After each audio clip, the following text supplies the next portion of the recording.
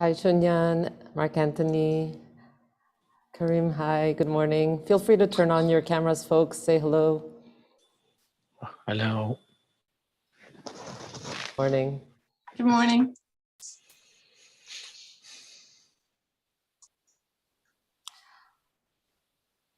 Okay, Doug, I think we'll officially begin. Okay, I'm going to spotlight over to you, Anna. Great. And go. Okay, so good morning, everyone. Bonjour tout le monde et bienvenue on behalf of Fourth Space and the 17-room exercise organizers. As we get settled into this virtual space, we'd like to acknowledge that Concordia University is located on unceded Indigenous lands. We recognize and are grateful to the Kanyankahawga Nation for their care for these lands and waters and their teachings about the earth and our relations.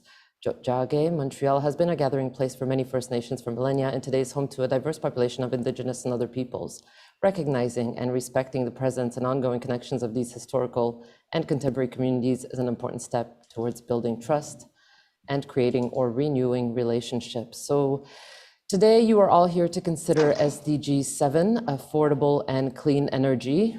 Moving through our board of SDGs, we are running the 17-room exercise via Fourth Space as part of our mission here at Fourth Space to create engagement around the various projects and initiatives, commitments, in this case, and dialogues and development across the university. So it really is our pleasure to welcome you into this space, all of the participants and any audience members that we might have joining us, as well as a special good morning and hello to the folks who make it all happen every week, Jason Enns and Monica Mulrenan, today's facilitators, who you'll hear from in just a second, and Concordia Knowledge Brokers, Prem Suryakumar and David Ward. So welcome, everyone. I will hand it over to Jason. I'll just note that this is an exercise. We encourage your active participation. So you will be asked to jump in anytime you feel like you have something to say with a raised hand, and we'll call on you. And of course, the chat is activated if you prefer to share your thoughts that way. We'll be recording those as well. We wish you a great and productive conversation as I hand it over to ED Strategic Initiatives in the Office of the Provost, Jason Enns. Hi, Jason. Hi, thanks, Anna. Good morning, everyone. I'll just give a quick introduction to myself and my interest in the SDGs. Monica will do the same, and then we'll kind of dive into our exercise here. So as Anna mentioned, I work on strategic initiatives in the Provost's office, and my own interest in the Sustainable Development Goals is connected to and somewhat stems from my PhD work, which examined civic engagement in universities and their sense of obligation and commitment to really advancing the public interest. And so the SDGs in a way provide an interesting framework for identifying some common goals and objectives that universities can hold with communities and with governments. So I think they're a really interesting way to make connections between those different stakeholders in our shared futures. And on top of this, I, like many others, have a deep sense of urgency and concern about living outside of planetary boundaries. And the SDGs remind us of that and give us goals to aim for to bring us back into ways that we can live sustainably for generations to come. So that's kind of my brief background, and I'll hand it over to Monica to do the same.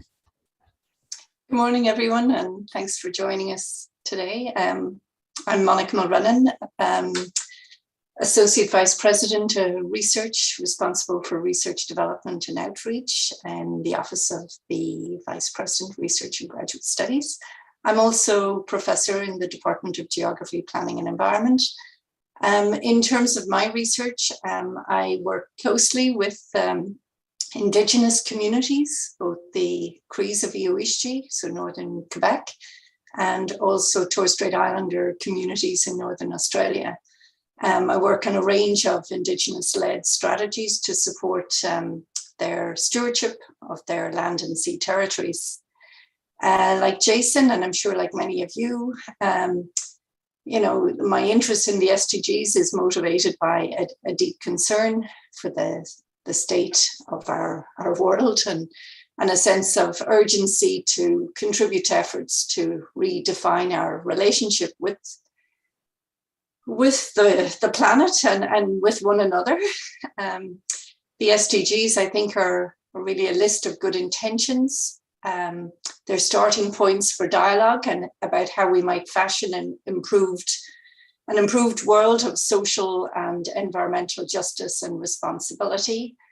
And, as the territorial acknowledgement, reminds us, these conversations also present us with an opportunity to advance our commitments to reconciliation and our responsibilities as treaty partners and settlers.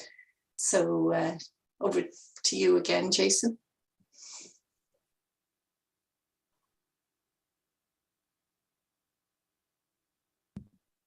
Sorry, I just had some navigation issues on my split screen here. So we'd just like to take a moment to have folks who are participating today introduce themselves. I'll just go in the order that I see folks. So I'll start with Lies, and then we'll go kind of around the screen, so to speak.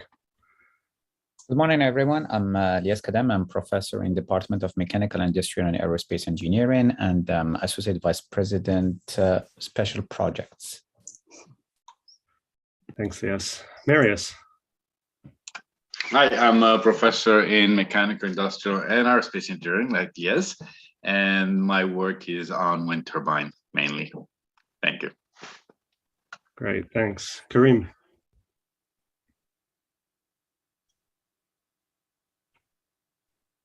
Oh, sorry, you're muted still, Karim.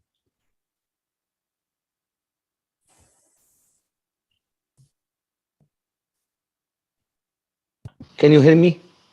Gotcha. Oh, thank you. Good morning, everyone. I am new at Concordia University, so I am professor at Chemical Department and Materials. So nice to meet you. Great, great. Thanks for coming today. Fusan. Good morning, everyone. Bonjour tout le monde. I'm Associate Professor, Department of Building, Civil and Environmental Engineering. I'm directing the Sustainable Energy Infrastructure Systems Engineering Laboratory. I'm a member of Institute Nordique Quebec, the group on new and renewable energy sources.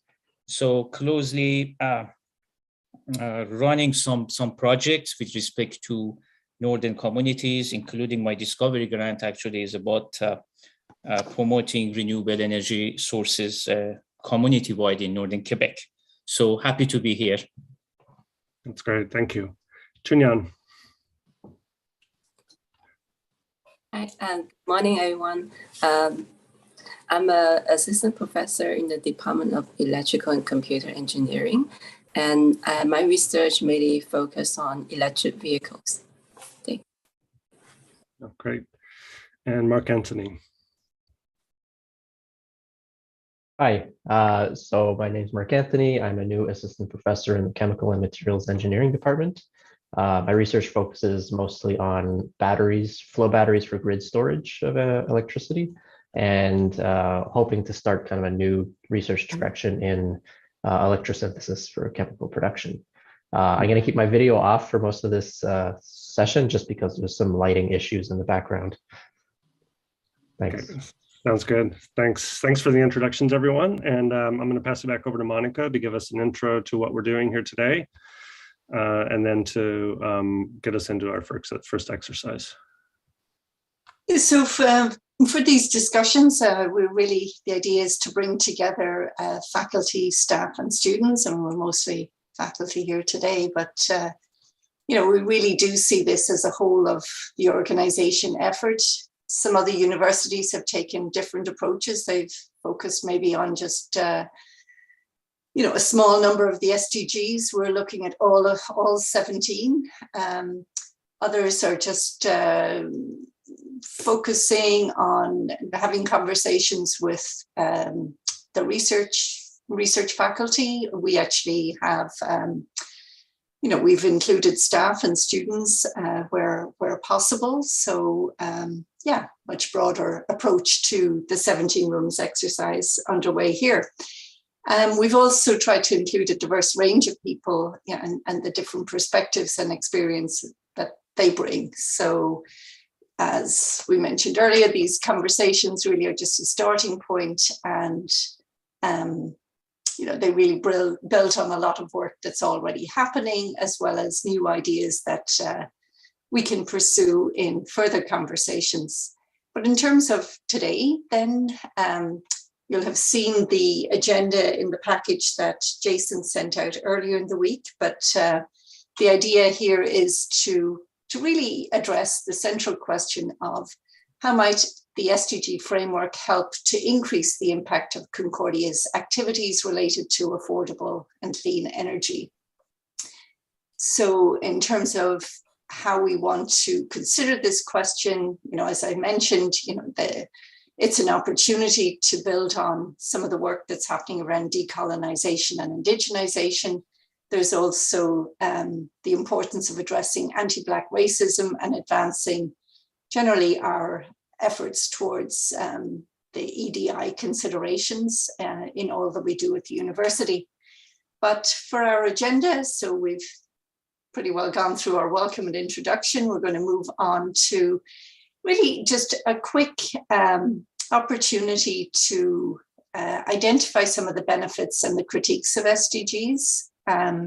We'll then spend just a few minutes exploring what's happening currently at Concordia. And of course, the CFREF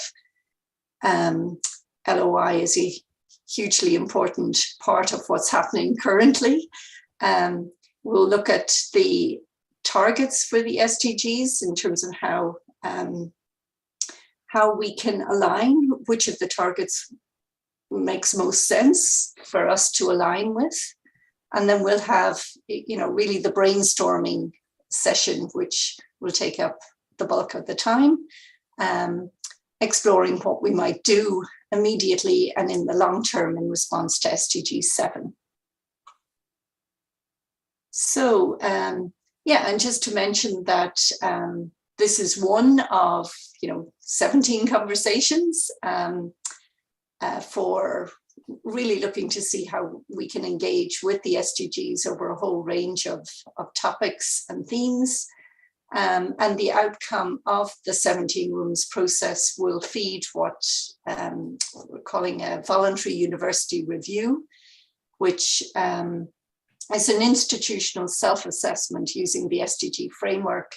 And the outcome of that we hope to have in the fall. And really, it'll provide a general guide as to how to move forward in terms of Concordia's embrace of the SDGs. So over to you, Jason, for the first of these exercises. So looking at really the benefits and the criticisms of the SDG framework. Great, thanks, Monica. We have a new arrival. I'll let Parag, if you want to give a quick introduction to yourself, and then we'll dive into the benefits and critiques of the SDGs.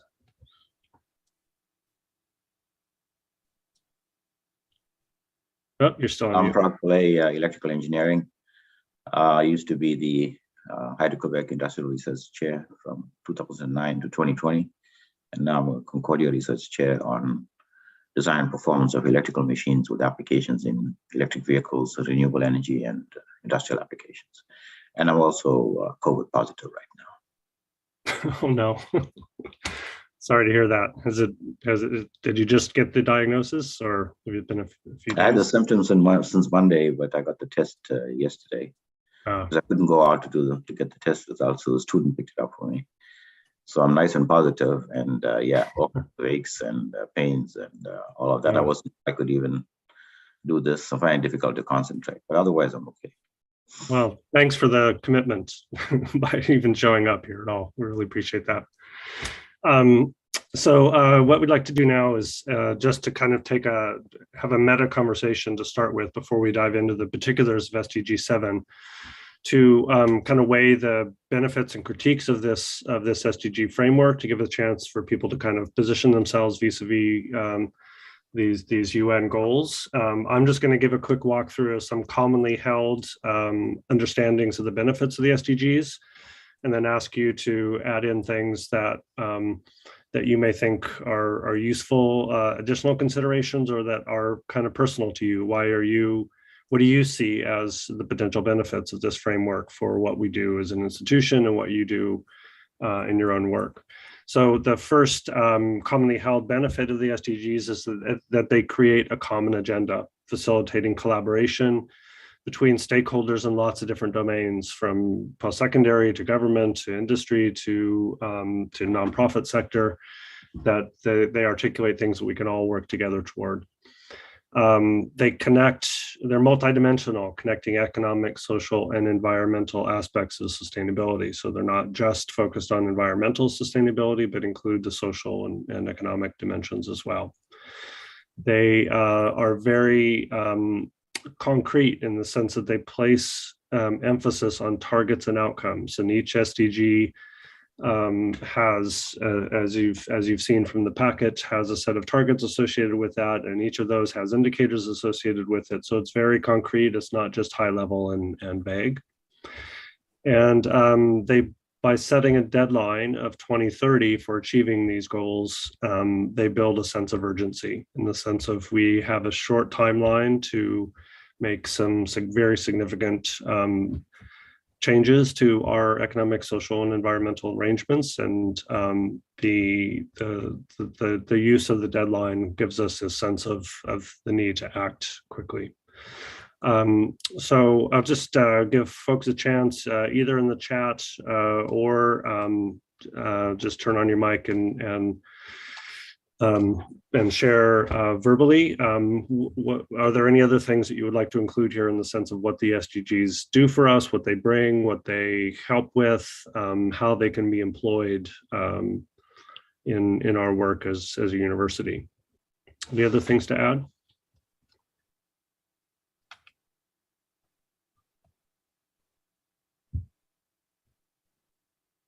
Yeah, go ahead, Fusan. Just rolling the ball, starting the discussions. Generally speaking, when this is my sense of approaching issue of sustainability, most of the time there are valid goals, there are ambitious goals. Then when they are translated to targets, we are in a position to think that we have to achieve targets. And sometimes we reach to the point that, we reached year 2030 and we are still quite a distance from the targets. Yeah. So I guess the best way to approach it is to think about transition rather than, just targets. So what's going to happen in between, so we do have targets, how these targets going to be translated to actions, and we see the transition. Okay, sometimes it's a slowdown, sometimes it's going to be quick, but at least even if we don't reach to the targets, we have some sort of solid explanation to see what happened, which areas needs to be kind of solidified, and we have to do better. So we had that, in a very global scale, setting targets for carbon emissions and etc. And then year after year trying to, make the target here, going further and further. First it was 90 something, and then 2010, and then 2020, and then 2030. And in between, I guess the better approach would be to have short-term targets, and then see how far we can reach into the longer ones, the more ambitious ones, basically. So this is my general idea about targets, goals, and what will happen in between. Yeah, and that's, I mean, you've kind of hit both sides of the coin here, in the sense that the targets give us something to strive for and orient our work around. At the same time, that we have to recognize that there are often shortcomings, and it's that can be counterproductive if we just keep moving the target out and out and out and never really achieve anything. So yeah, that's helpful. Anybody else want to chime in here with what this SDG framework brings to us or adds to what we have available to us right now in order to orient our work? If not, maybe we'll move to the critique side of the ledger. So one of the primary critiques of the SDGs is that they're so vast and so comprehensive. This is really the flip side of being comprehensive, that it's really difficult to know where to start and how to engage. They're so multidimensional and so broad that they can be overwhelming. Another critique is that they fail to adequately take into account the rights, interests, and perspectives of Indigenous peoples. We had a recent presentation during the Loyola Sustainability Research Center conference on a Indigenous Canadian who participated in the process of developing the SDGs, and there was really no formal recognition of Indigenous peoples in even the creation and validation process for the goals. Another critique is that they don't go far enough in addressing root problems. They just set targets, but they don't address the things that are causing the kinds of issues that necessitate these kind of goals in the first place. And a fourth common critique is that the SDGs are in some cases internally contradictory. So we have goals around economic development at the same time as we have goals about preserving biodiversity, and these things can be at odds with each other. So in the same way that we did with the positive side of the ledger, we'll just give a chance for people here to make any other additional critiques that they think are important to keep in mind as we move forward in this discussion. Things that you think we need to be careful about, or that are warning flags about using this framework that we want to keep in mind as we think about what they mean for us as a university. So any other comments or additional notes here on the critique side?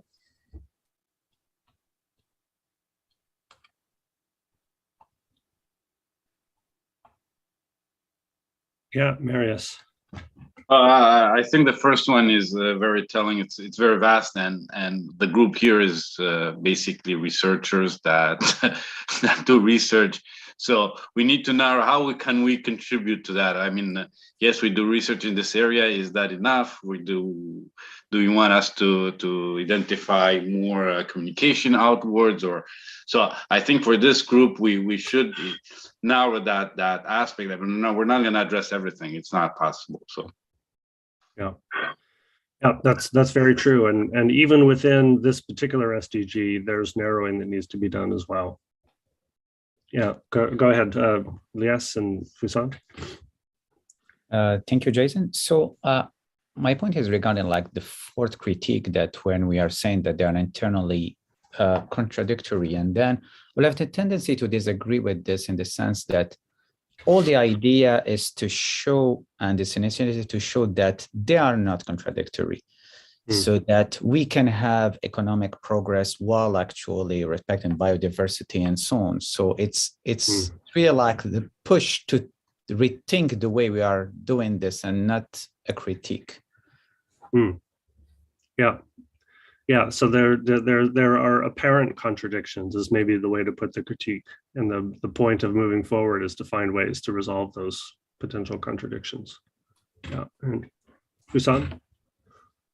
Yes, okay. Adding to that, I guess the issue of trust from communities, sometimes it's ignored.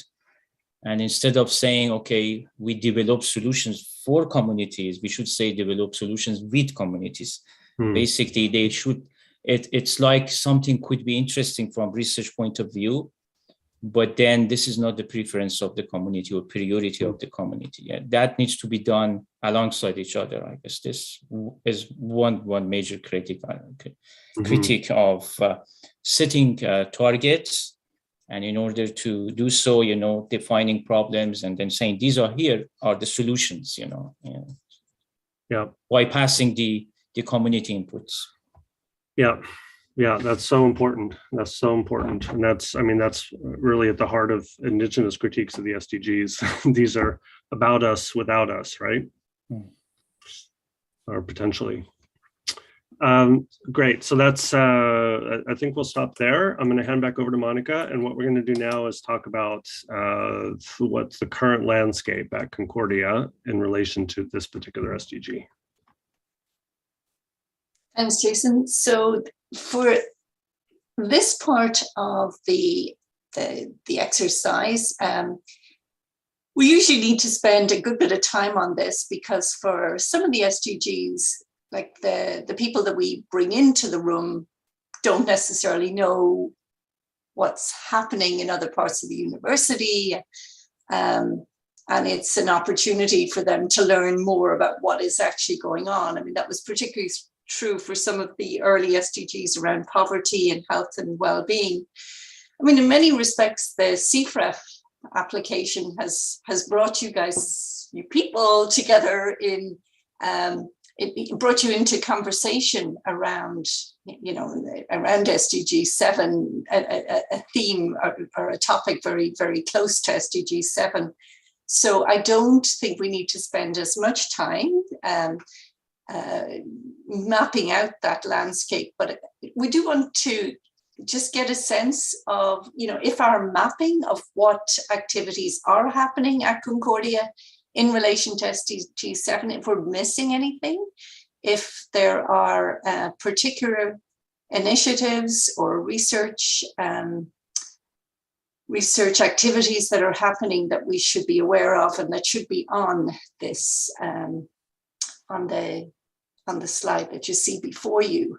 And it's divided into 3 areas. So we have what's happening around research, particularly focused in on research units. So we're trying to get at things that have visibility. So we're not looking to know what individuals are doing, but really looking at research units. So if we're missing any units there, it would be great to have those identified. And then in the middle, we have a column that's really trying to highlight what's happening around curriculum. So particularly at the level of academic programs. So we're not trying to get at individual courses necessarily, but more at the program level. And then the third column, we're trying to get at what's happening in terms of operations on campus. And again, if you can think of anything that we're missing, that would be great for us to have. So this is really what's happening currently. We're going to have a discussion about what we'd like to see and what can be enhanced, but this is really just to get a picture as to what's happening currently. So if you see any omissions, or if if there are things happening that you feel we should be recognizing on this list, you could put it in the chat or speak up. It would be great to hear.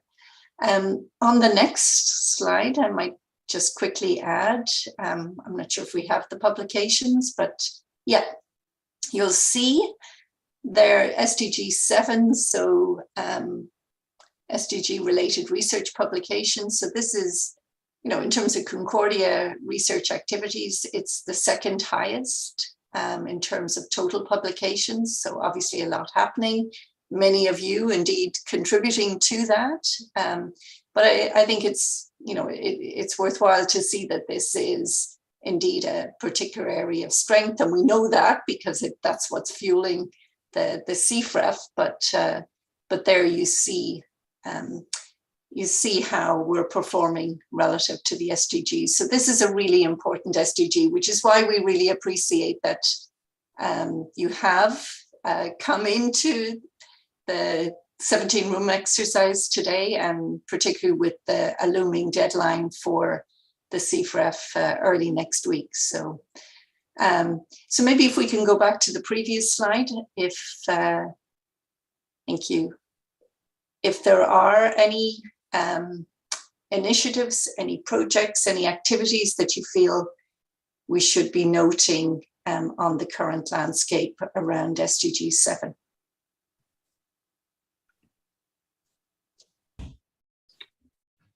Sorry, I can't see hands or... Busan has his hand up. Thank you.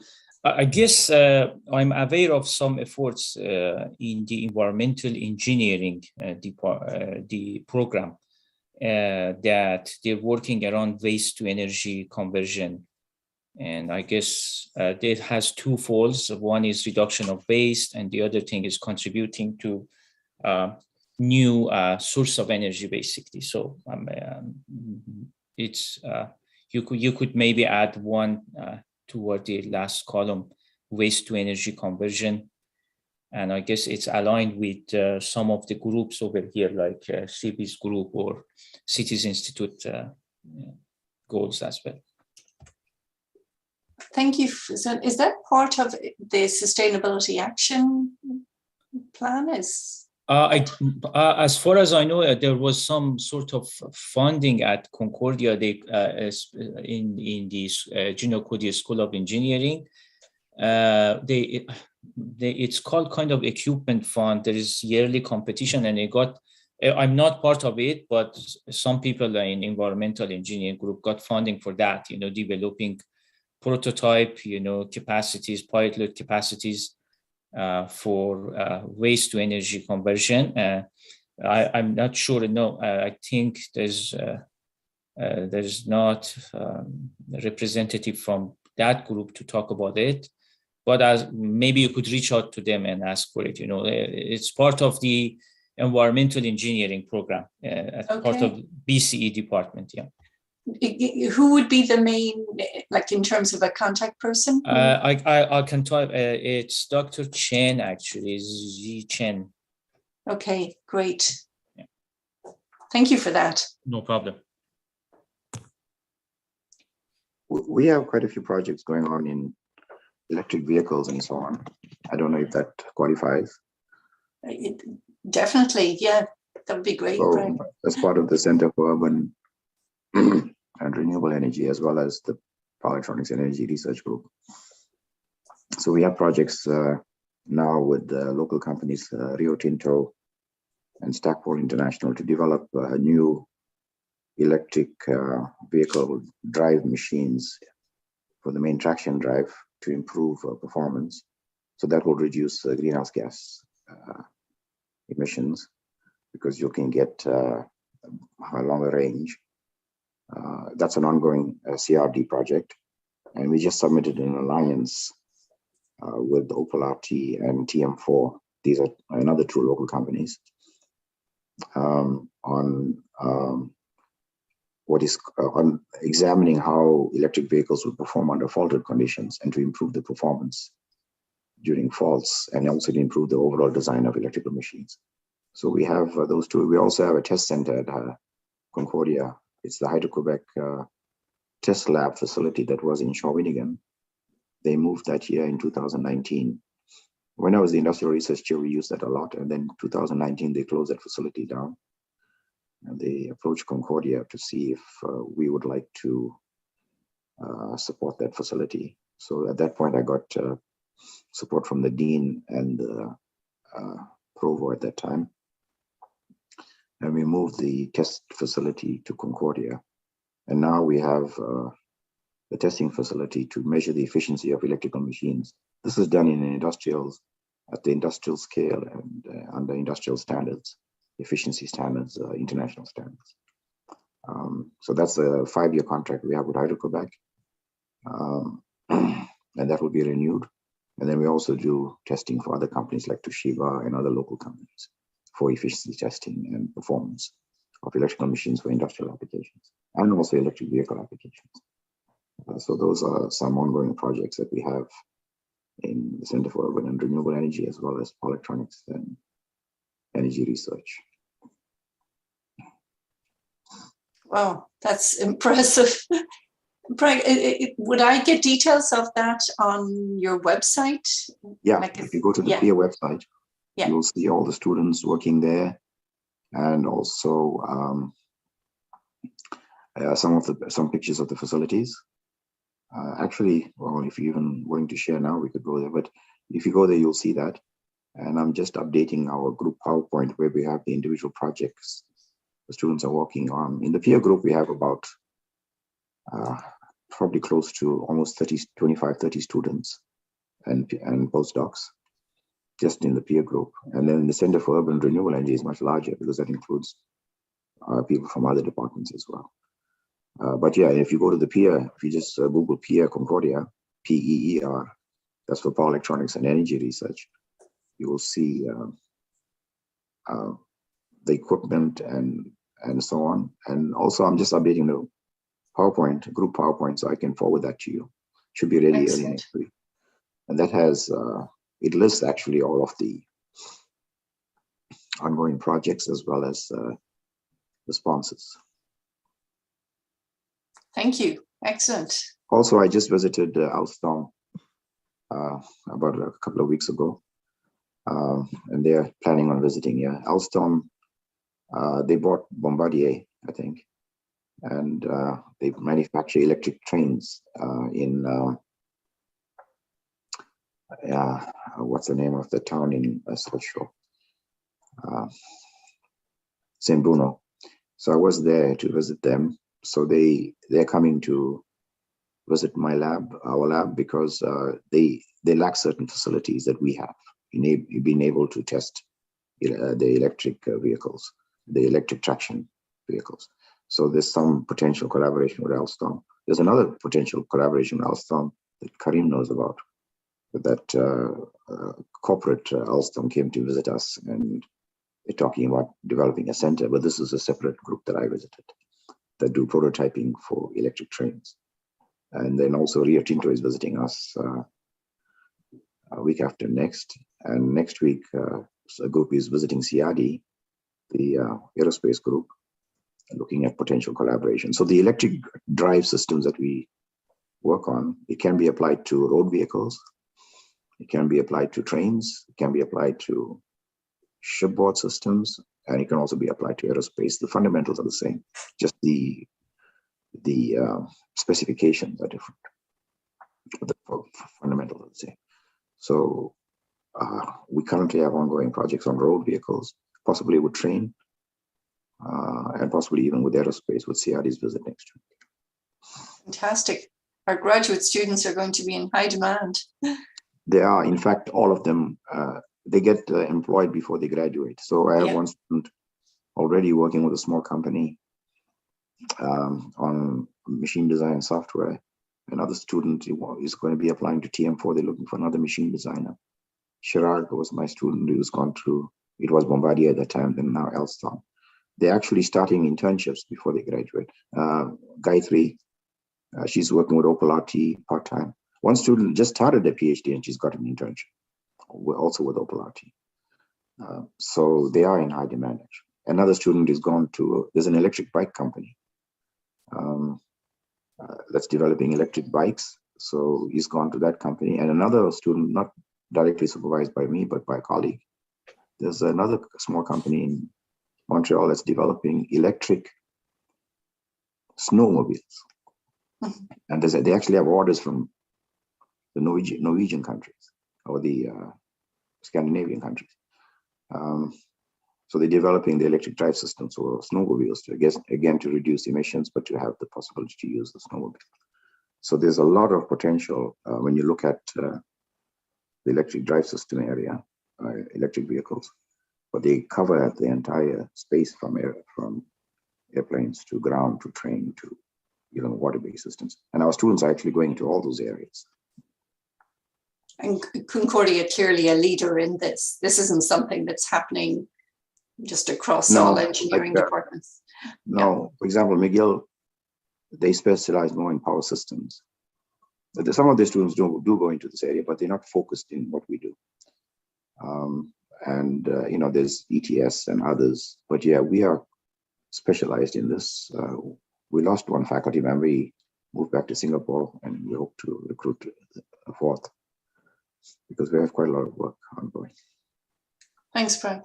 Excellent, and thanks, Doug, for the link there to the peer.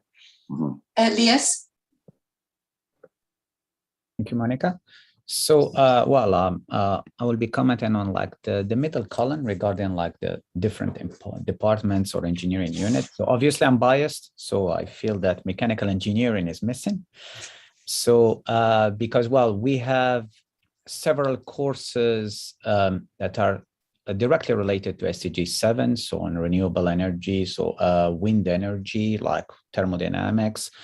And we have also very exciting research directly related to SDG 7, for example, the work of Marius on wind turbines, the work of Dr. NG on hydrogens, and I'm probably missing a lot of them, and so Susan Lisquet on green aircrafts and so on. So all this is definitely related to SDG 7. Great, thanks, Lias. In terms of areas of concentration and strength, clearly Concordia is a leader in EV. There's a lot happening, but just based on actually maybe Mark Anthony. Yeah, sorry. Basically, I'm I just started in July, and I'm trying to spool up research on electrification of chemical production, basically. So that's something that I'm trying to spool up, and I have a student arriving this summer about for that. But in terms of areas of strength, I was also going to mention that the Chemical and Materials Engineering department, it's a new department, but we've got kind of a stellar cast of battery researchers, of whom Kareem is most well known. And so there's going to be a lot of work coming out in that vein pretty soon. Great, yeah. I mean, there's a lot of excitement around this new department and so many wonderful new professors joining. So really nice to meet you and get you connected to some of these others as well. Yeah, thanks a lot.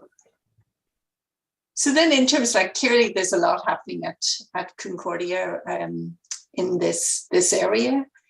So, I mean, in terms of the question that we're posing here today, it's really, in view of all the work that's going on, how can we be more impactful? What, if anything, does the SDG framework challenge us to do or to do differently in relation to what we're already doing? Sorry, Monica, I think Dr. Lai wants to add sorry from her research. So I think you cannot see all the hands. I can't. So thanks, Prag. Oh, thanks. Apologies. Yes. Yeah, I just wanted to add maybe just one more point about even in our department courses, we do teach renewable energy and electric vehicle related courses. I think this is also very important to train the future engineers in this area. Yeah, excellent point. Yeah. And do you feel we are? Do you feel we can? I mean, we do offer such courses and training, and also through projects, and to help train these students and ensure the future engineers who will be contributing to this system, this action plan, right? So that's I think that's also a good point. I think the Center for Engineering and Society does an excellent job as well in helping students to connect with community and with many of the kind of challenges of applying their work, and they seem to be very well placed. The kind of training they give. My son recently graduated from mechanical engineering, so I was really impressed with the training he got, including that added piece that the Center for Engineering and Society gives the students. Yes. And sorry. Yeah, I just remember one more thing is that we are participating the kind of a summer school for students, our graduate students. They are actually attending the 2 months intensive learning during the summer for the urban energy planning courses. And I think this is also very good. They kind of study in groups, and then mainly trying to focus on the urban energy planning problems. They were given at the beginning. They will be given some problems for the entire summer course, and then they try to propose different solutions to address those challenges. So that's also a very good training platform for our Is that at the graduate or the undergraduate level? It's for our graduate student, I think, because I have two PhD students who are taking the, yes. Excellent. Thank you. It's a Concordia summer school or summer school? It's across Quebec, but I know Oslo is part of that. But it's like multiple professors from different universities, but Concordia is also part of it. Yes. Thank you. Thank you. Lias wants to jump back in, Monica. Yeah. Sorry. Yeah, actually, just to comment on Monica's actually point regarding CES, so the Center for Engineering Society, and it's true that we are really lucky to have this in our faculty. They contribute a lot to teach our undergraduate and us as professors actually regarding all the aspects that are non-technical aspects. And the way actually we are doing it is really great, to be honest. And we had comments during the recent accreditation of our engineering program that it's really unique in the sense that we don't have engineers teaching like those aspects to other engineers. So we have philosophers, we have other people with different expertise.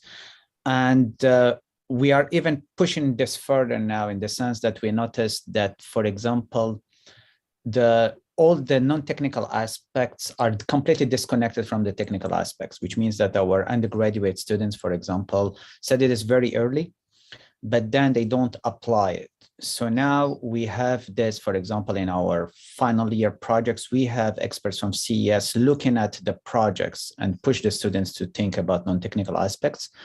And now we have even presentations from CES people in our courses. So we invite them to our technical courses, so dynamics, statics, thermodynamics, and they give a 20-minute lecture or presentation to really reinforce this so that the students, our undergraduate students in this case, constantly reflect on those aspects and not put them on the side, if you want, when they think about their design.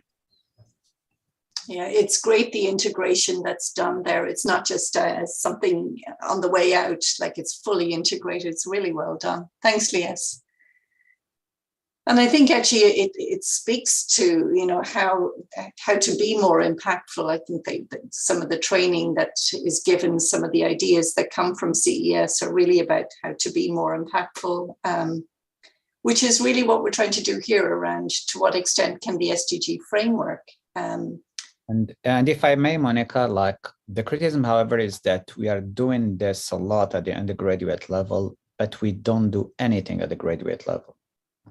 So, and I think there is a gap. So we are training researchers to develop like advanced technologies that would impact the population, but then they stay with us, let's say, if a master and PhD sometimes, well, let's say 6 years or whatever, but they are never exposed to non-technical things. Well, do we have grad plus skills? But I think it will be good to consider also like having CES experts also introduce the non-technical aspects to even to graduate students. Well, so CES isn't directly involved with grad students at the moment. No, I believe they have courses, but their mandate is really because they teach undergraduate courses. So like impact on engineering, like on society, but their involvement is really like at the undergraduate level. Okay. Well, maybe that's one answer to the question that I was raising in terms of how we can be more impactful, you know, in terms of how can we, you know, in terms of what we're doing, and how can the framework, the SDG framework, challenge us to be more impactful, to think about how we're working, to think about how we might do things differently. And that really leads us back to the next exercise, which Jason will lead on targets, alignment of our work with the SDG, the targets for SDG 7. Jason, over to you. Yeah, thanks, Monica. And Marius, we're going to take your advice and find something to focus on among the vast array of things that the SDGs challenge us to pay attention to. So we'll do this exercise take about 10 minutes or so, and then we'll have a quick break, and then we'll launch into the open-ended brainstorming part of our discussion. So what we'd like to do here is to look at these targets kind of from two perspectives. First of all, we're going to look at it. We're going to take the targets that are articulated in the SDGs for SDG 7 kind of at face value and get a sense from you all about which of these are most relevant to us as a university in particular, and which do we have the most to contribute to. And then we're going to kind of flip the script and we're going to say, okay, if we were articulating our own targets for affordable and clean energy as a university, what would we want to target? What would we set for ourselves as the thing out there in the 2030 timeframe that we would want to strive to help achieve in relation to affordable and clean energy? So for the first part of the exercise, what we're going to do is we're going to actually run a quick poll. And we'll ask you to choose, I'm going to say two. Choose the top two of these 5 targets that you think are most relevant to Concordia as a university and that we have the most to contribute to. And if you can't really get the perspective of the whole institution, you can think about your own work and or your own research groups that you're associated with. Which of these do you think we have the most to contribute to or the most relevant to us as a university? Recognizing that these targets are articulated at the country level, and we're kind of adapting them to the university level and thinking about which of these are most relevant for us and that we have the most to add to and the most to contribute to. So we'll run that quick poll. We'll look at those results, and then we'll think about this from the other way around. And if we were to articulate our own targets, what would they look like? So we'll give you a couple minutes here just to kind of do your own little quick assessment. We'll look at the results of that poll, and then we'll come back and think about if we were writing our own targets, what would they be?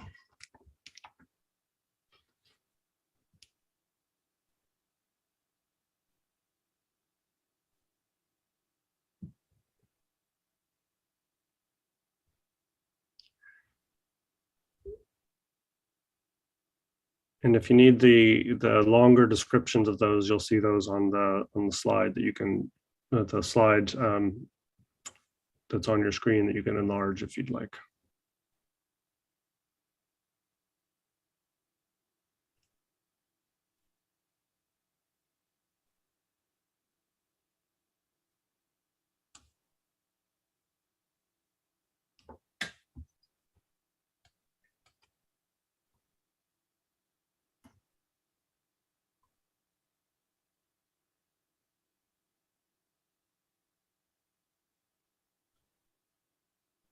Take just one more minute.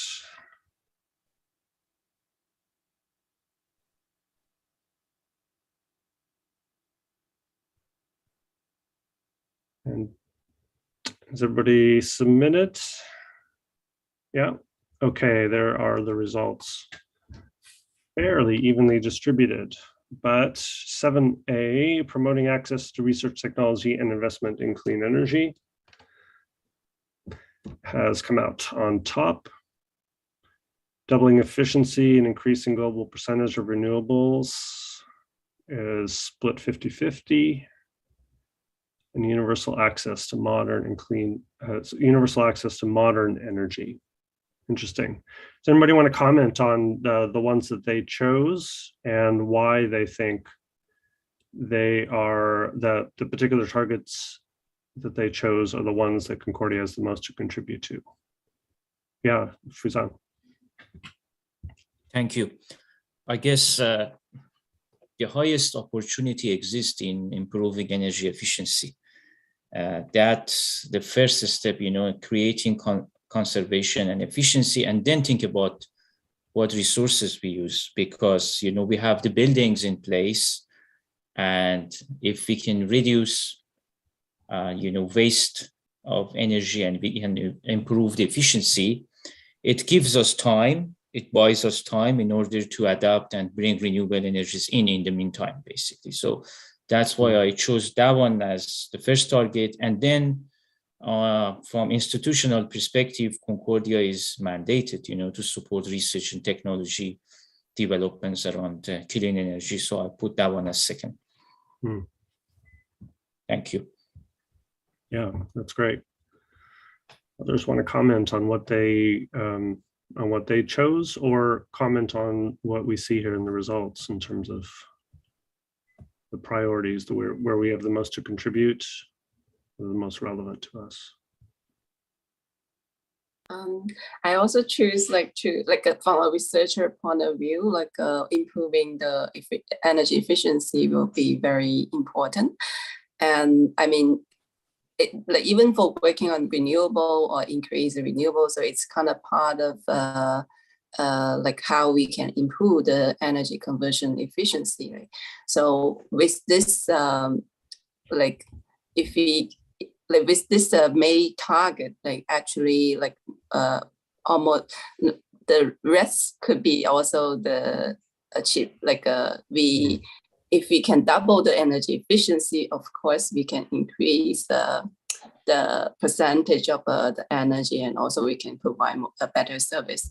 I think this is one key point, and also from research point of view, that's what we can do. And so that's also the main target that I choose.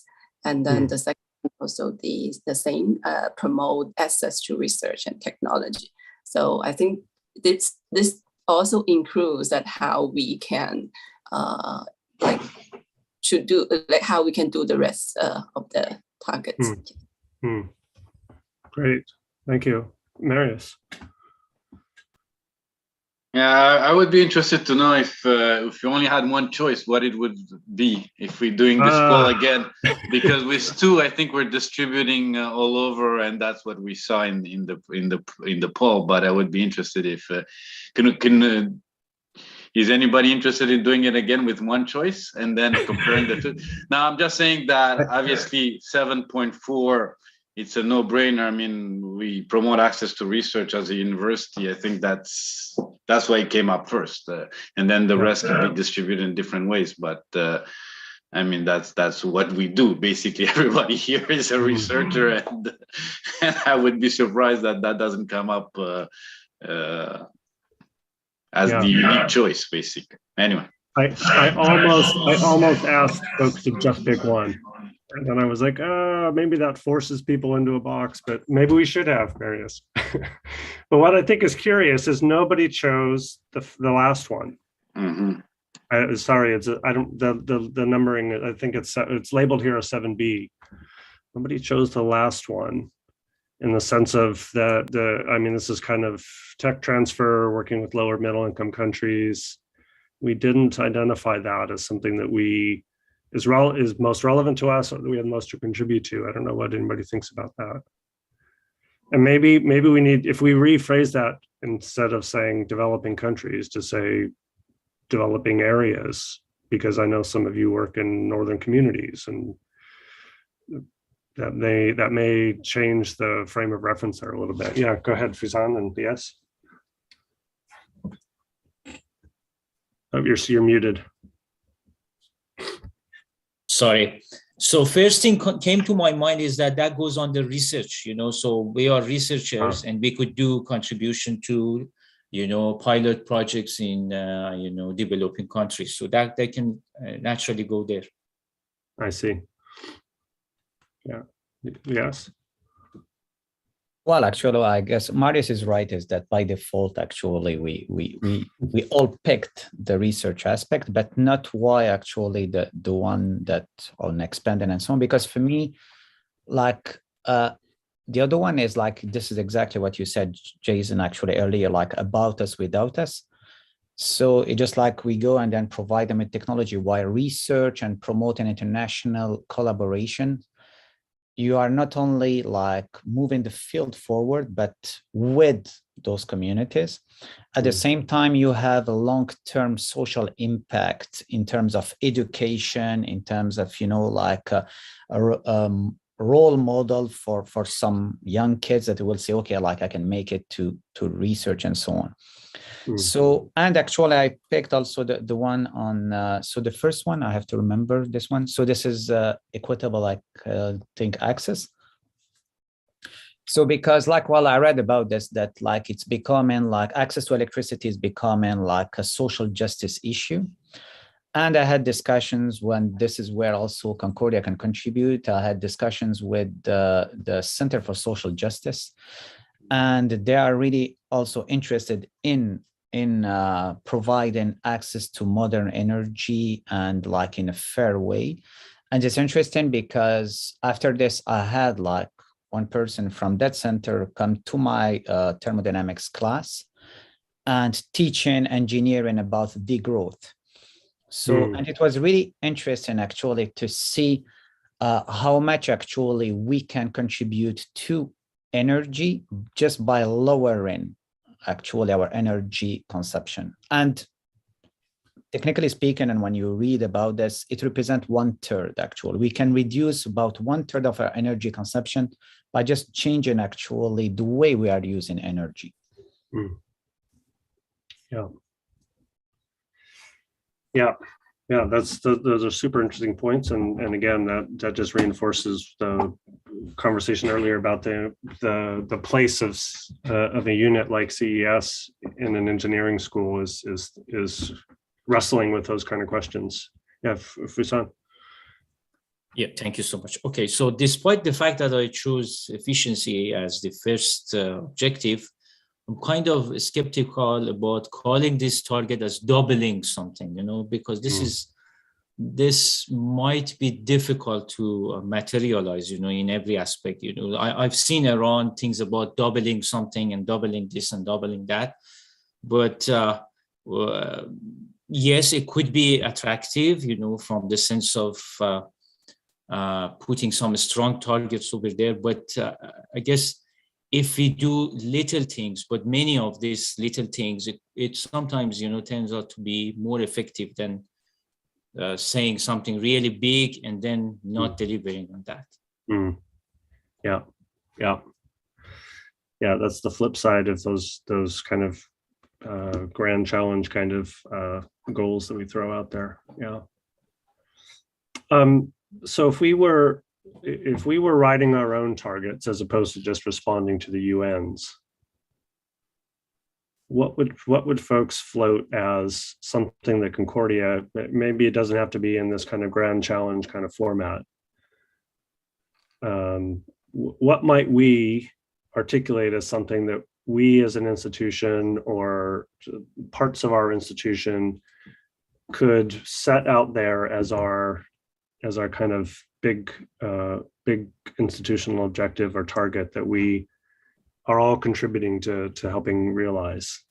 Does anybody have any ideas? And you can say them out loud, or maybe we'll just give a couple minutes and you can note those down in the chat. I'm just curious, if we were doing this exercise from scratch of target writing for ourselves, what are some possibilities? You don't have to get the wording perfect, but I'm just curious if anybody has any thoughts. Yeah, go ahead, Fusan. Okay, so as you said, just thinking out loud, I look at Concordia, and what is specific about Concordia is that it's an urban university right within the city. And I guess it would be important to see how Concordia interacts with surrounding community, people who are living around campuses, and how this university is contributing to change in urban basically life and the way people making decisions. So there are many universities, they're located outside cities, they have massive campuses and etc. But we are within the city at this part of the university and on high-rise buildings. And so what is the interaction between us and all of those people living around, working around, in for instance, downtown area. Super interesting. It makes me think of, this may not be the direction you were heading, but it makes me think of like district level energy initiatives, and how do you bring all the different parts of an urban system into, in an integrated way with a target around efficiency and low carbon energy sources, et cetera. So that's perfect. Yeah, that's it. So we have a potential to have a district heating system across the campus in downtown.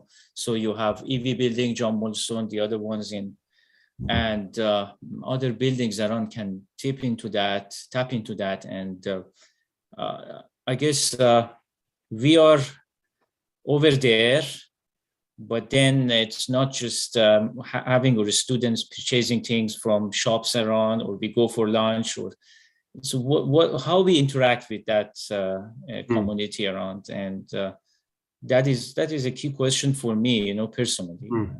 Yeah. Marius, can we put some wind turbines on top of our buildings? We did do some tests, and there were, but clearly we have the solar panels already on one of the side of the buildings, and we did some measurement of wind on top of the EV building. So yeah. No, so there's not much there, huh? Sorry, Mark Anthony, I think you said something in the chat. I just missed it. Such as spin out X number of. Okay, interesting. Yeah, we had noted on the Concordia landscape that there are some examples of energy-related startups that District 3 supports, but this is a broader kind of innovation-oriented goal.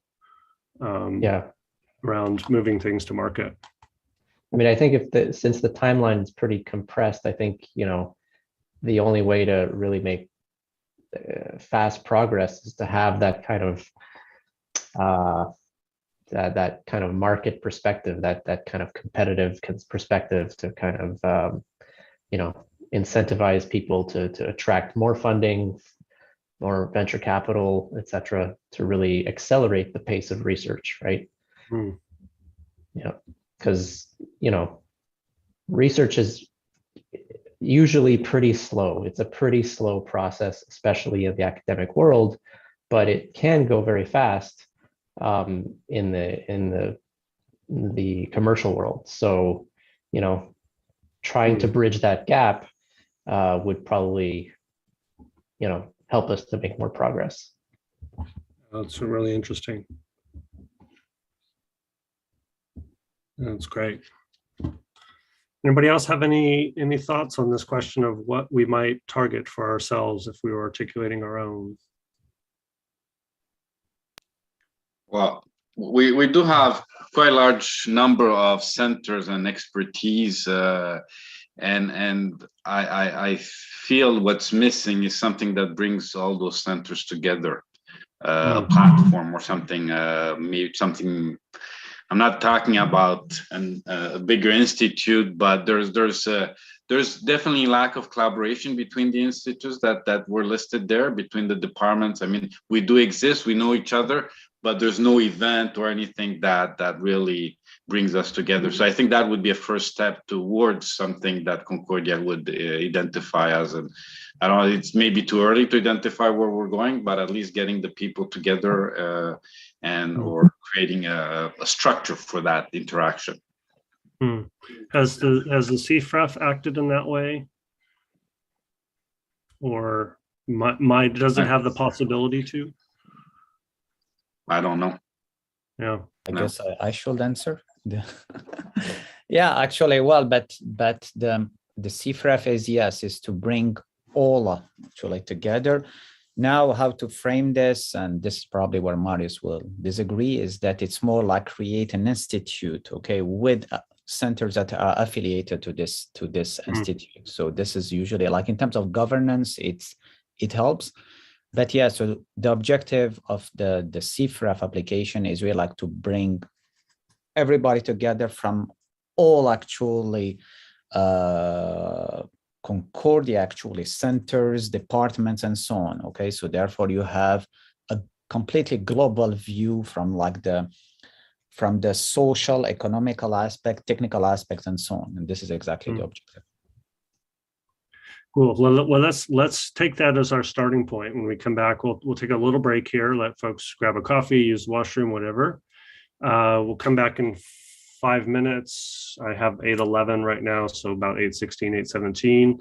And we'll jump off from there. These are good starting points. We kind of laid the groundwork for the kind of ideation we're wanting to do about how might we challenge ourselves and what might we do, given what this SDG framework compels us to look at. So see you in 5, and we'll get back started with this part of the conversation.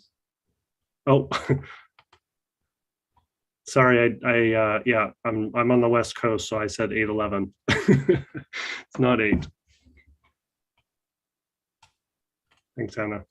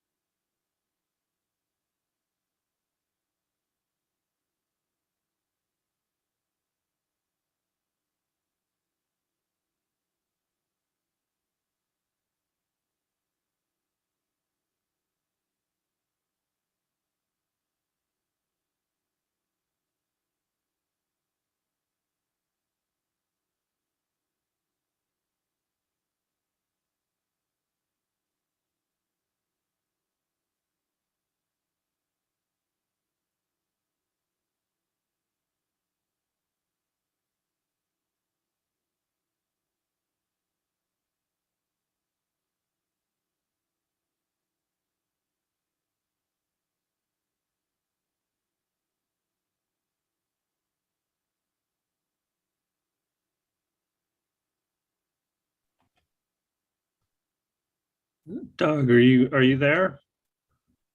Or Yes.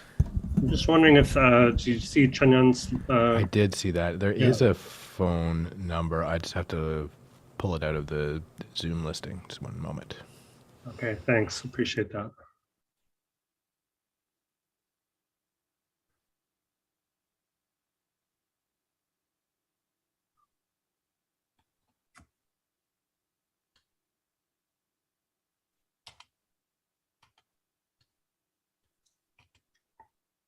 Jason, I assume we're not breaking into groups. We're just going to Oh, yeah, we're not big enough for that.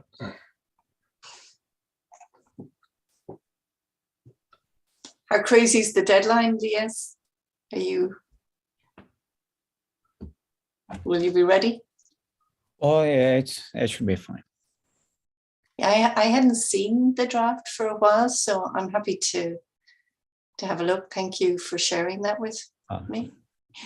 It's a pleasure. So we are having Heather going through it today, so to cut mostly in the text, and then Andreas will go through it again in the weekend. But it's mostly done. Yeah, so, yeah, I had a look. Yeah, so we have also Eli actually did also an amazing job for the EDI section. So it's not obvious at all, because the CFREF actually they weren't clear. So you know that they are never clear. So it's really impressive. Like you are talking about major grants and so on, but they are never clear in in the instruction of what we have to do. And so yeah, Eli's excellent. He really is. Oh, yeah. And he just gets better and better. The more immersed he is in these EDI applications. Yeah. It's just. But I was really impressed. I'm still impressed. hopefully the reviewers will be. Monica, I was thinking Karim says he has a hard stop at 11:30. We might just give him a chance if there's anything he wants to weigh in on before he goes, or early on in this part of the brainstorm, just to make sure that he has a chance, if he'd like, to contribute some thoughts or ideas. Okay.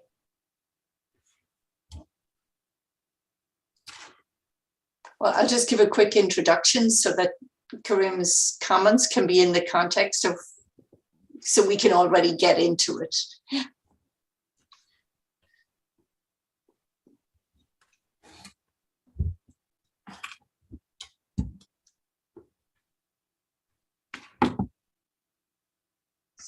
So maybe we can get going.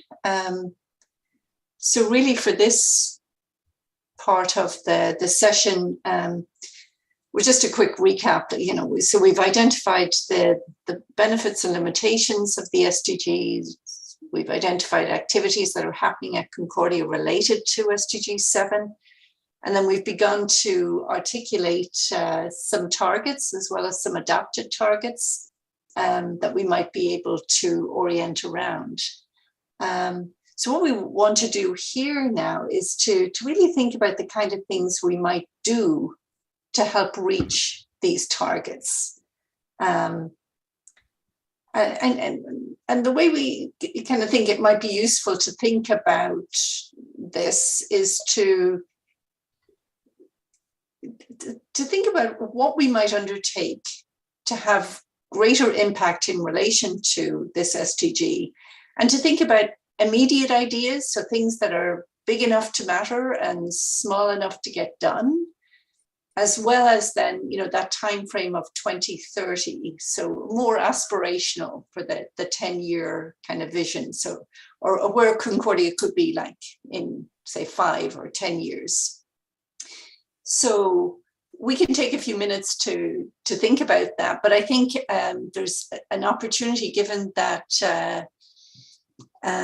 Karim has to leave. If we'd really love to get your thoughts, Karim, before you have to leave us. So there's an opening here just to hear from you some thoughts as to what we might be doing, how we might align to around the SDG, or just strengthening the work that we're already doing around energy. So I don't know if you want to use this opportunity.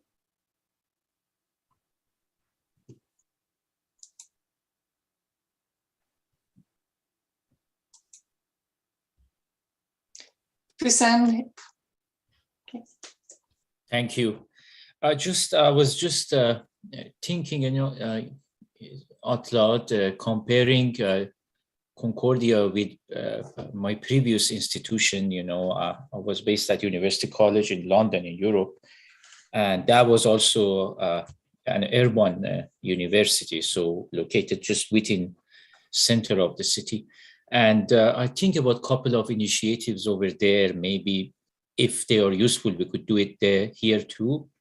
One, in order to encourage, more research, there were some small grants given directly from the basically Office of the Research, so above departments and schools, like 5,000, pounds, and then the goal, it was called Grand Challenges, small grants, And in that respect, you could go and define a problem with a member of community around campus, in the city, and you do a project bringing in their perspective.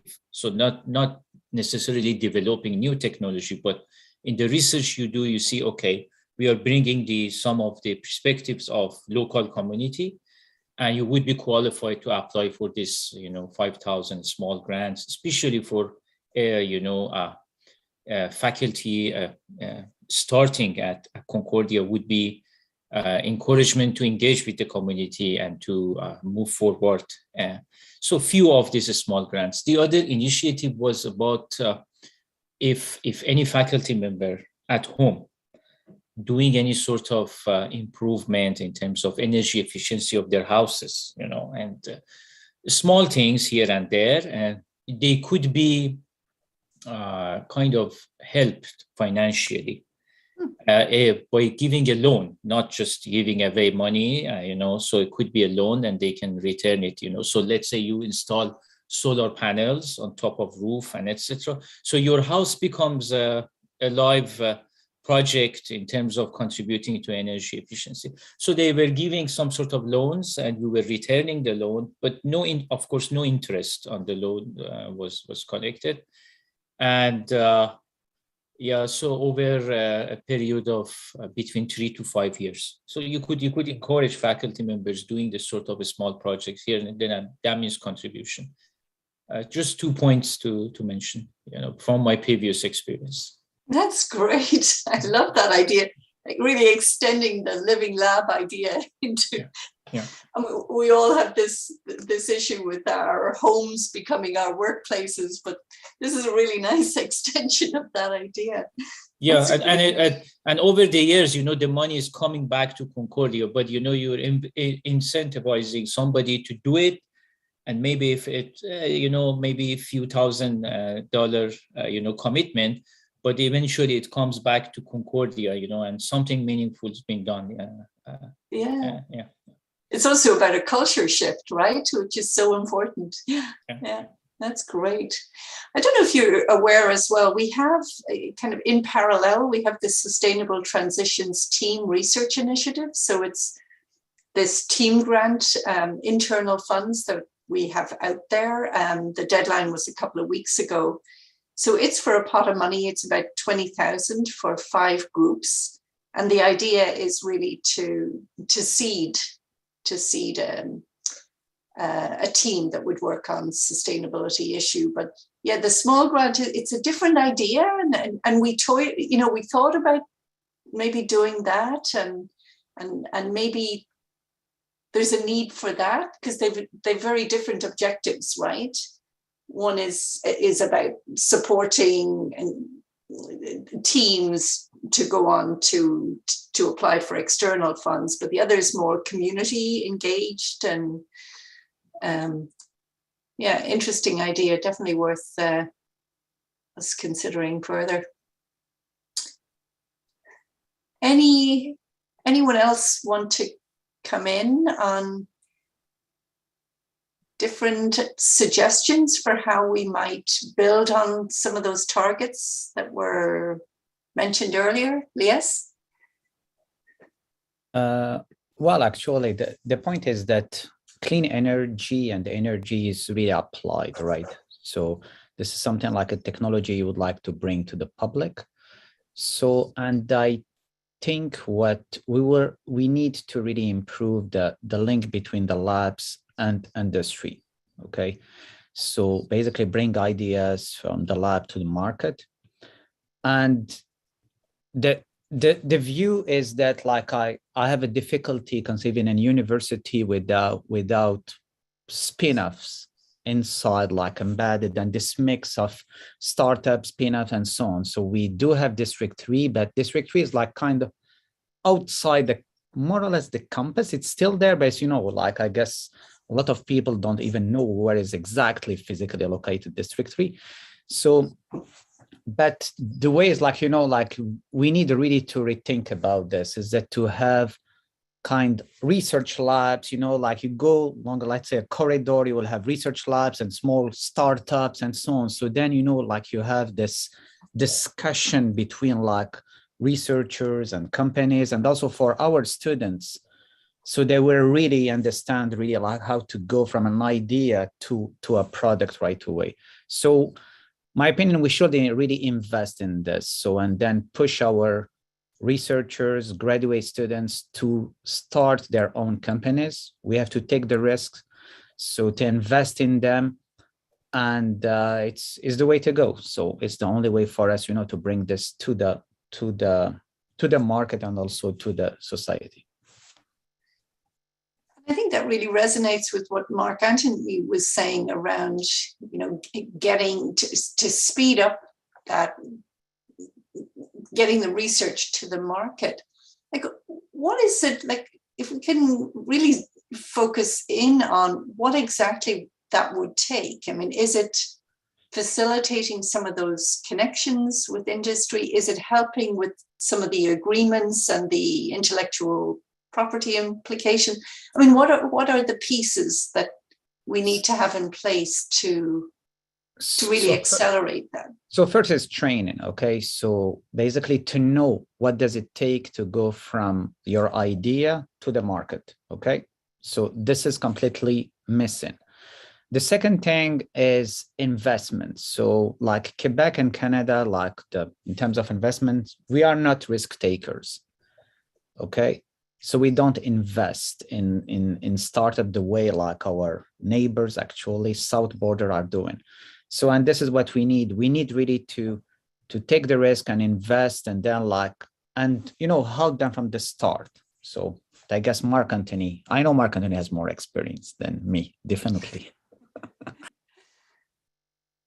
Just a little bit. I only spent 1 year in a startup, but I was kind of it's an infinite higher than me, even with you 1 year. Yeah, I think at least in the hard sciences and engineering, you know, we have a pressure to publish, both the faculty and the students, because a lot of students go into grad school in order to become professors, right? And so I think in order to push research towards startups and spinouts, you need to kind of attract and market and recruit from the types of students that, you know, they don't necessarily want to do the academic path. They really want to do the research technology development path, and to really show that to the students. Like right now, I'm having trouble recruiting students for that purpose, right? All of the applicants that I get, they all want to be professors. And so that's fine. But I know that those students will be focused on publishing papers and not necessarily really pushing the technology to the commercial point. It takes different personalities to do that. And so there needs to be kind of a recruitment effort and incentives for those to kind of encourage those kind of students to apply to grad school, and to show them that grad school is where you can develop new technologies, right? You don't have to go work for Tesla. You don't have to go work for Google or SpaceX. You know, a lot of spinouts happen at universities. And so really to kind of market and to show the students that this can be an exciting thing to do, an exciting journey to go into grad school, to do the research, to really push the technology. And then, you know, after that, yes, you have the connecting them with programs, entrepreneurship courses, connecting them with venture capital, not necessarily with industry, but with actual investors. That would be a great help. I could see you convincing a lot of students to take a certain path. I would imagine you'd be quite effective in recruiting. I'm hoping to at some point. Marius?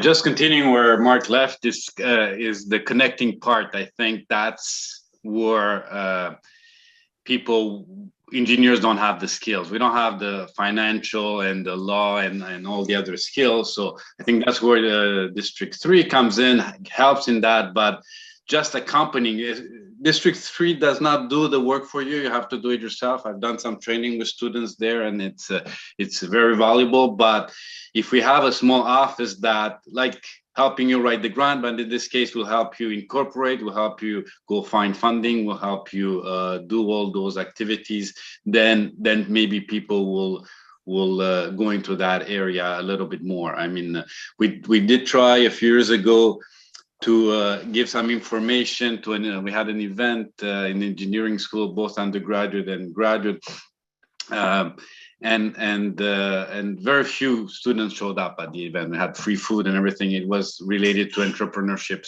So people are much less inclined in going into that direction. And because of the different where they come from and their population, but we need to have success stories. I think District 3 has some success stories, but what's helping, I think, would be to accompany them. It's in the process that where Mark left. You say once we get them attracted, they won't stay there long if they see that it's very difficult to get funding and very difficult to do the different activities. They want to spend their time on the research component, not necessarily on the paperwork, and that's where I think university could be helpful. Is having teams specialized in doing that.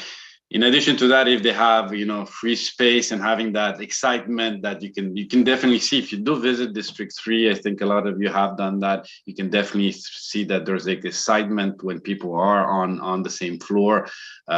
That's also some benefit of doing their training, but this can be expanded. I think we already have that, but that's the whole idea. So accompanying them, getting the excitement, getting the stories out there may be helpful in terms of the entrepreneurship, but I don't think Concordia's role is to support in terms of grant. There are government grants, but the teams would need to know where they are and how to apply for those. Maisie, are you familiar with initiatives that are happening at other institutions to put in place that kind of accompaniment, the kind of supports that you're suggesting? Well, I think a lot of universities have similar things to our District 3. I don't know how they function. District 3 would I think was a great example and one of the pioneers in that. And I believe a lot of the other universities, I don't have specifics. I'm just saying that, or maybe interact more with District 3, but the accompanying, I mean, they would teach you how to do things, having someone do the things with you, or having, team engineers with people from the John Molson School of Business is something that would help. There was some idea at some point is getting people from John Molson or from other outside engineering in all the grants, so that not only we have the technology development, but the entrepreneurship component looked into as the grant is developed, and as the students are graduating, maybe they will be inclined in doing those. So there may be ideas in that sense, but the accompanying the teams in the first few years, that I think that would be going a long way. I see that we've lost Prague. Thanks, Prague, for your contributions. And we've probably lost Karim at this point. I was just going to jump in here quickly before Elias. I don't know if you want to go in a slightly different direction, but I'm thinking about your comment, Mark Anthony, about recruitment.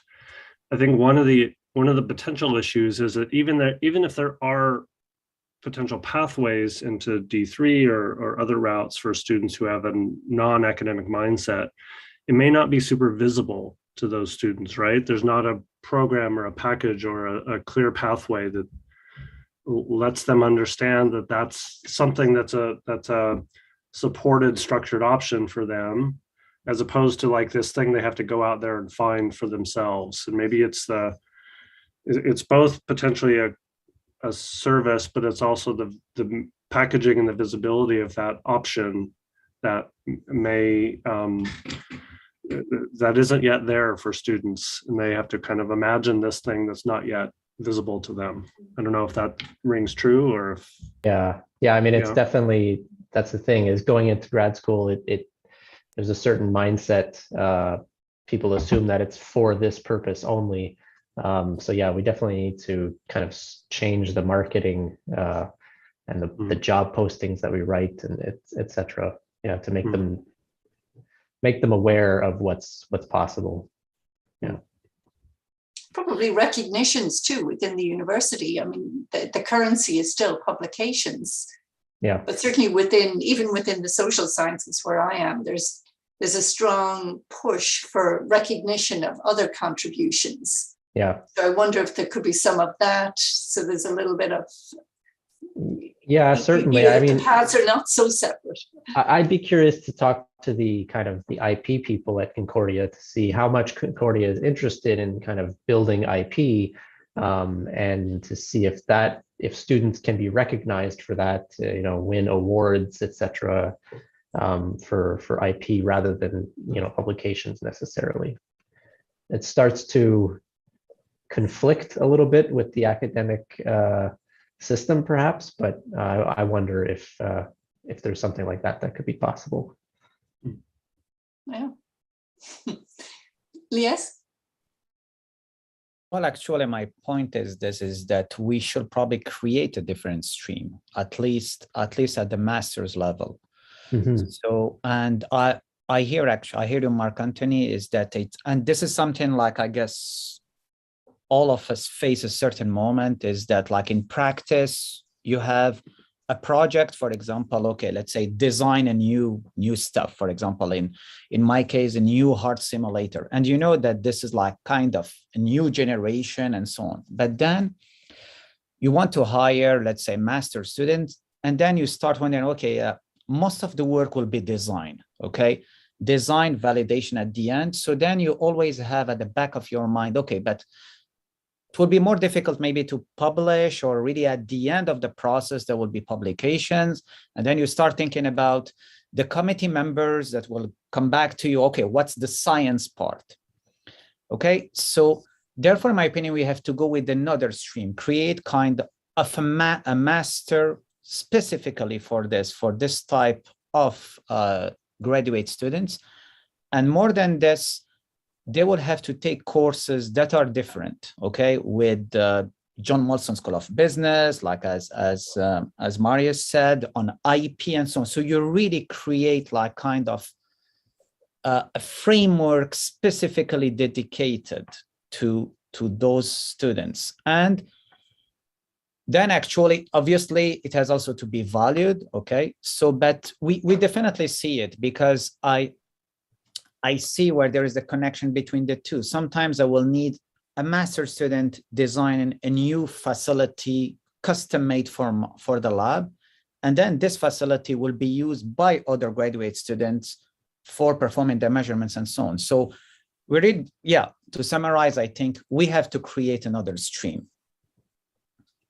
I think that's a great idea. I think, I'd love to talk to you more about that at some point, if possible. It would be a pleasure. So it would be a professional master's, and you're not restricted in the same way through accreditation at the master's level. So am I right? No, actually, accreditation for us is mostly like it's only for undergraduate students. Yes.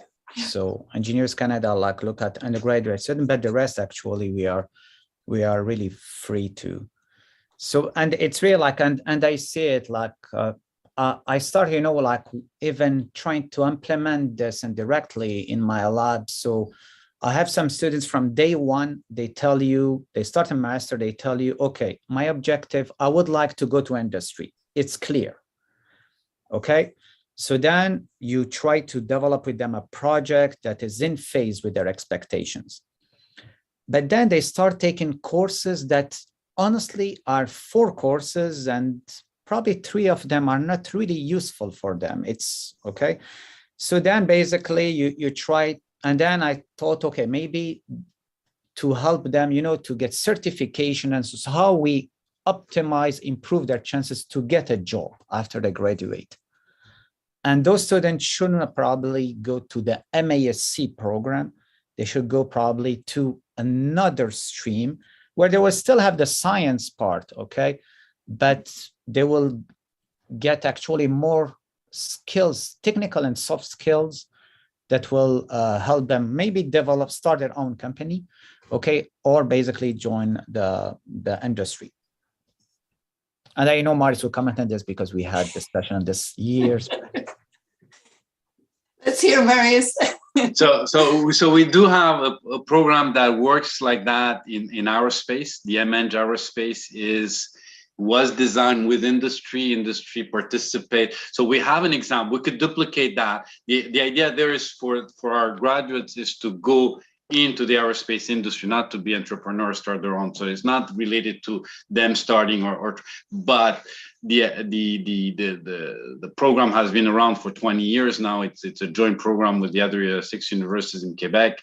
And really the industry is participating 100%. They're leading, the board is such that the industry is chairing those boards, and they also give courses. So we have a template of doing something similar. Now we would need to add a new component, which would be the entrepreneurship thing. So it's feasible. It's doable. We have some experience, and those students that are going to the MN Gyrospace in all the Quebec university, they end up in the aerospace industry. They're not doing research afterward. They come towards that program. They have a 6-credit internship in the program where they have to do an internship in industry, and they have courses from industry and so on. So it is feasible. It's something that is doable. And if we had this in energy, that could be, or not energy, in sustainable, could work out with all the courses we have, plus adding some and giving them some interest into entrepreneurship. Clearly, that would be a nice path. So. Exciting. Fusam? Thank you. Actually, I'm looking into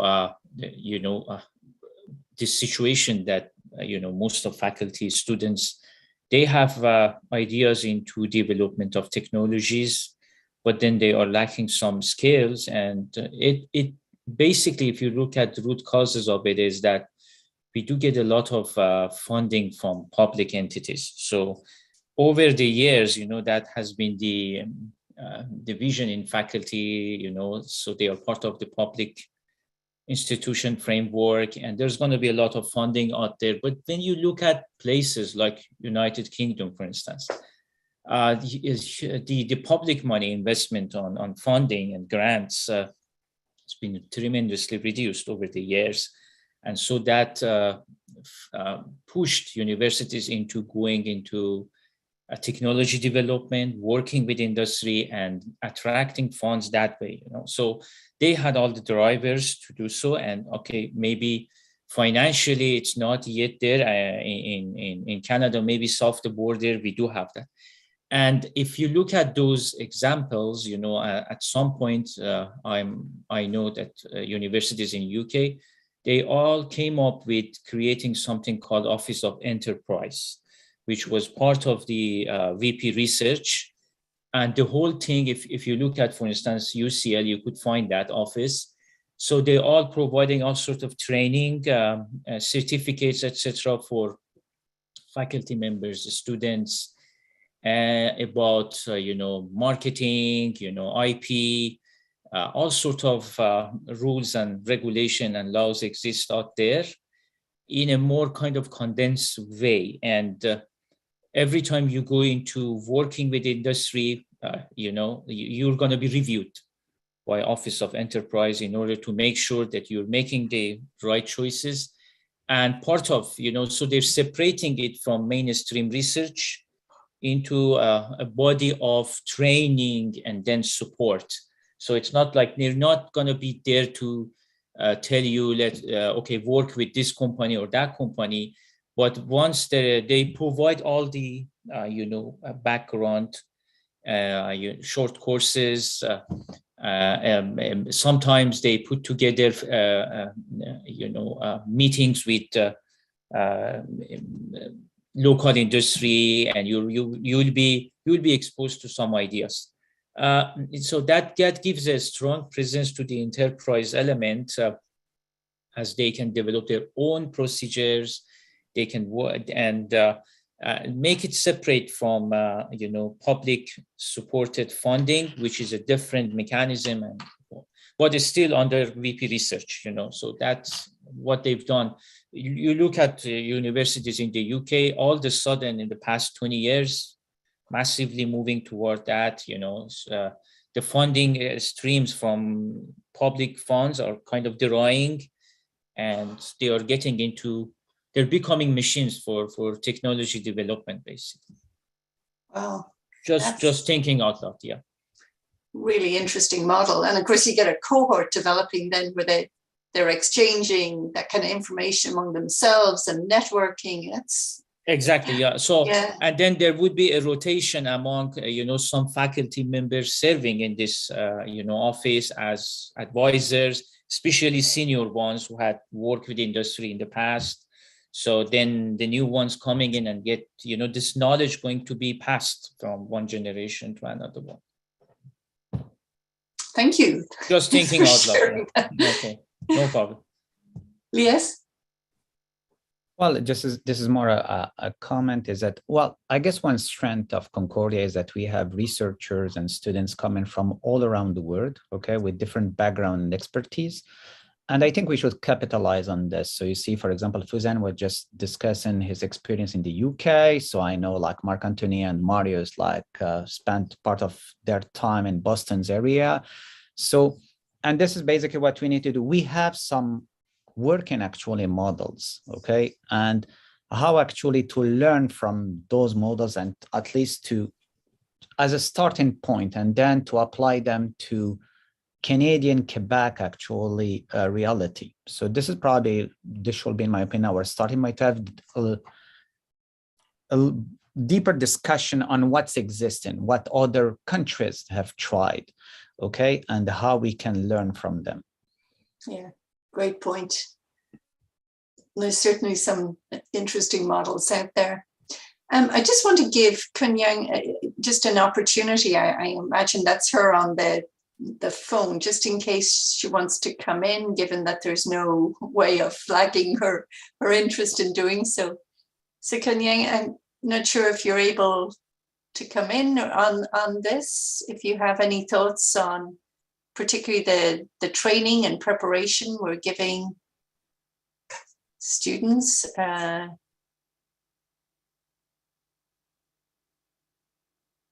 She may not be able to. Okay. So Jason, given that we're into the final 10 minutes, I better not say the time because you'll have to do your 3-hour or whatever. But we're getting 10 minutes to the top of the hour. Yes. Hand over to you there. Yeah, thanks, Monica. Yeah, so I'll just do a quick recap of a couple main takeaways for me. One is I hear a strong interest in, and I'm going to slap a label on it, sustainable innovation around energy-related topics. This notion, there's a definition that goes with this notion of sustainable innovation, but it's from what I was hearing from folks, it's really about accelerating this research lab to market and society that needs to be accelerated in the timelines we're facing with respect to climate action, climate change, and other energy-related transitions, and that training and pathways and visibility and viability of these non-academic alternative pathways for researchers to make a difference with their work and change markets is really where there's a strong shared interest here. The second thing that I'm going to kind of like unearth again from something you said earlier, sorry, it was Fuzan, not Lies, around this kind of potential around a district level energy initiative. I think that might be worth exploring too, because I know that Ursula Eicher has a strong interest in that kind of work as well. So I think those are two kind of like primary takeaways for me. I don't know if anybody else wants to throw something in there to make sure it doesn't get forgotten, but those are two takeaways that I'm coming away with. So then just to let folks know kind of where we go from here. As Monica alluded to earlier on, this is SDG 7, and we're making our way all the way through 17 over the course of the semester and even into the early summer. So we have a lot more of these kinds of discussions and listening and ideation happening. And then what we're going to do is use the summer and early fall to do some reflection and prioritization of the kind of possibilities that got unearthed through this process. And we want to help, if we can, to facilitate further discussions and follow through on the kinds of things that the kinds of things that have gotten raised in these conversations. So we can't promise you immediately, and I know that most of you probably don't need anything that's immediate in terms of more things to pay attention to and to pursue at this juncture. But we do want to use the kind of ideas that get discussed in these forums of these 17 rooms to identify paths forward for us into being more impactful, into being more engaged and contributing to the advancement of the SDGs. In terms of immediate next steps, we'll come back to you some point fairly soon with kind of a recap of the conversation today, and we'd love to gather further input from you on some of the ideas that got generated in the conversation if you'd like to pursue them. And otherwise, I think we just really appreciate your investing this time at a very busy moment. When most of you are involved in this the CFRED proposal, and we just really appreciate you taking this time and thinking through with us, and hopefully being a little bit inspired by the conversation today, as I was, that we really have some great potential here in this space to make some difference and to really capitalize on the great capacities and strengths that we see at Concordia in this area. So thank you to everyone. And I think you have just a last quick word. And as a final point, I don't know if you're going to mention this too, Anna, there'll be as soon as you log off, there'll be a quick form that pops up in your web browser that just asks you for a quick bit of feedback about this session, that we can ways that we might improve in the future. So thanks again, everyone, and really appreciate your time, and really felt like it was a super fruitful conversation. Yeah, huge thanks. Fantastic conversation. Really appreciate your time. Thank you so much. Yeah, have a nice rest of the day. So right. Thanks, everybody. And thank you, Jason and Monica, for leading us through yet another session. I was trying to think of what kind of April Fool's jokes I can make for the SDGs today. Like, we made it. But anyway, nothing. It's probably not appropriate. Anyhow, we do once again want to wish our dear friend Monica a happy birthday today, and I hope that she enjoys the rest of the day. Thank you so much for being here with us in this space. And we look forward to seeing you next time, hopefully for further conversations. Here's that